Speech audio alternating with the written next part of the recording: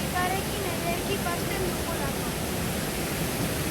Eta lagunekin bide polit bat da bizikletakin egiteko ere.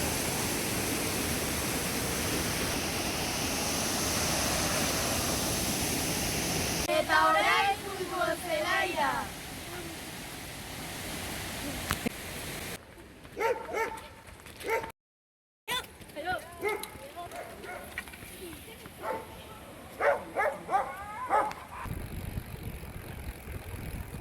Euripian ere euskeraz gozatzen!